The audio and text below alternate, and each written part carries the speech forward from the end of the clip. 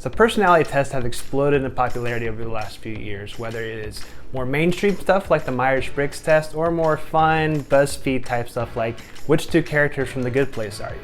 One of these tests that have gained popularity over the past few years is called the Enneagram, even though it's been around for quite a long time. So what is the origins of the Enneagram and really what's the big deal with it?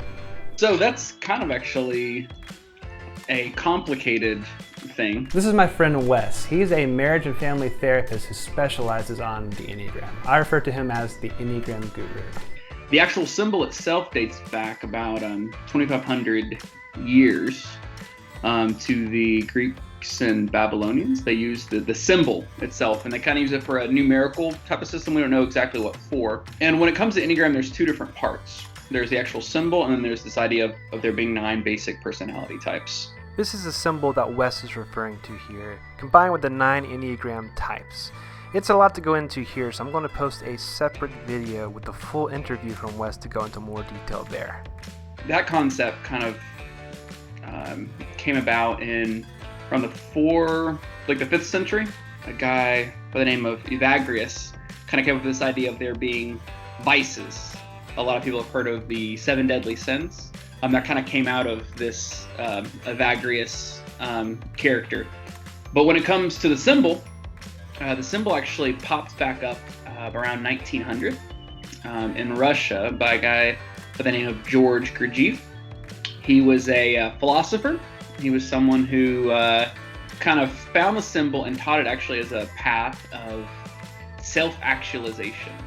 One of George Gurdjieff's students, Oscar Chazo, then took this symbol and combined it with the idea of there being different vices and kind of everybody or characters or types of people have maybe one vice that they particularly identify with. And he combined them to come up with what we have today as the modern Enneagram personality system. So in the sea of all these different personality tests, the real question is, what sets the Enneagram apart from all these other ones? I think for me, what really sets the Enneagram apart is this is not a behavioral system at all. And I think a lot of personality systems, it really is based on behavioral descriptions. And this type or this personality does this personality does this. What the Enneagram really gets at is why. Like, why do we do the things that we do? What are the motivations behind it?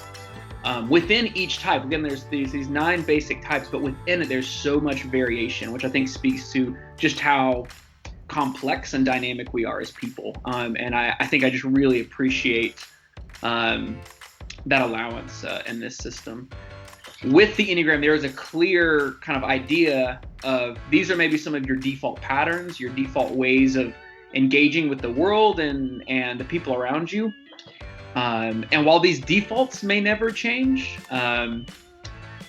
how bound to them you are, that is something that can begin to shift. One common criticism of these personality tests is that it puts you in a certain type of box that you can't escape from. But really, the Enneagram, according to Wes, subverts that whole mentality. A lot of people that when I'm talking about personality stuff, I hear that like, I don't like personality stuff. It puts me in a box. Like I don't like that.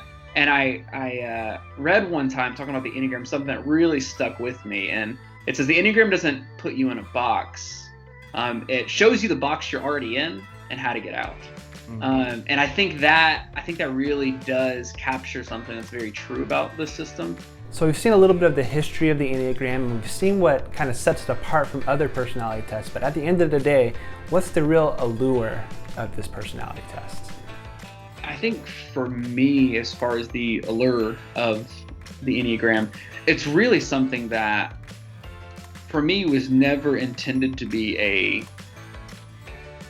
tool or something that I used with as a therapist, as a marriage and family therapist. I work with couples, I work with individuals, and helping them better relate or move into more or better health. But for me, when I came upon the Enneagram, it really was more about, I guess, my own inner exploration. I found it, and there was something about it that really resonated with me and my own experience that made me think maybe there's something to this. I found that this really is a tool for compassion, and understanding.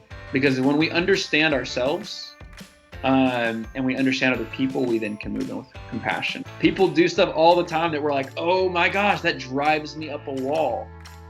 But with the Enneagram, we can understand, oh, okay, maybe I understand that a little bit more, right? So, like all personality tests, the Enneagram isn't the end-all be-all to human nature. But it is a cool way to get to know yourself and ultimately to get to know others better. So if you want to do some more research, I've put some resources in the description box, and maybe one day you can become an Enneagram Guru too. Until next time.